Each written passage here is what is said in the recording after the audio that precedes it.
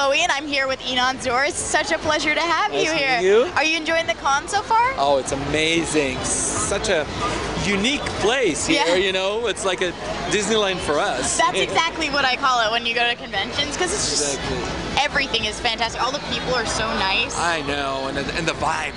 Right, right. It's just so, it's almost like homey, you know what I mean? Sure is. Sure is. So Inon is the composer for several video games. You've got Dragon Age, right? Sure. And you've got Fallout, and then any other ones? Sure, I did the music for the Prince of Persia series, Crisis, EverQuest, Rift. You're blowing my mind right now, man. That's awesome. So how'd you get into video game music?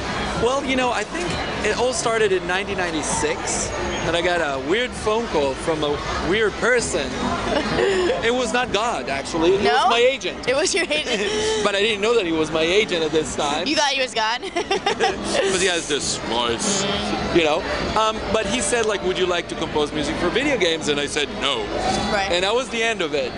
But I was really lucky because he did not give up on me at all. And he started asking me, so what'd you like to do? It's like, I like to write for orchestra. I said, well, you know, video games are orchestras. Yeah. No. Well, you know, I didn't know. I thought that it's always like beep, beep, beep, beep. It was in the 90s, right? Right, right. No. No, yeah. There is actually orchestras there. So I said, all right, let's give it a try. And believe me, I'm lucky I did. So you've composed for things that weren't video games before video games? Sure is. So what is the difference between composing for something like a movie versus a video game? Well, it's few main differences. For example, like I compose tons of episodes for Power Rangers, tons of episodes for Beetleborgs, Escaflowne, Mystic Knight, you name it. I'm totally geeking out right now, being a fangirl, but well, you know, but there are two main differences. One is more sort of like technical. And the technical is that when you compose to a TV or a movie, you're being locked to a picture. Right. So you just need to follow what's going on with your music. In video games, you cannot do it because it's non-linear. You can just go wherever you want.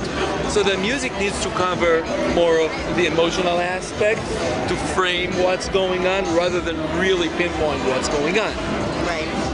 The other aspect that actually I like even better as far as difference is in movies or in TV, in many times you just follow the story and follow and try to recapture the emotion.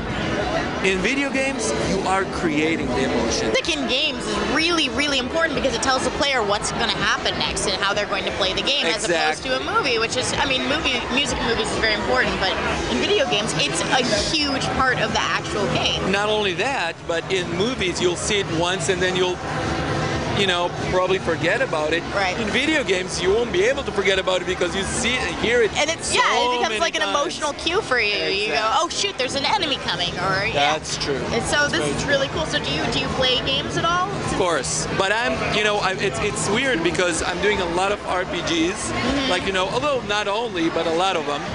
But when it comes to, see, I'm Israeli and I served 4 years in the Israeli army, you know, and in a tank. So it's probably a little weird to be playing like war games. So exactly. So, you know, but when it comes to play games, it's always like a shooting because I'm a straight shooter. Right, right. Well, you know, it's such a pleasure to have talked with you. And Thank you so much. Thank you for taking the time. Thank you, it's great.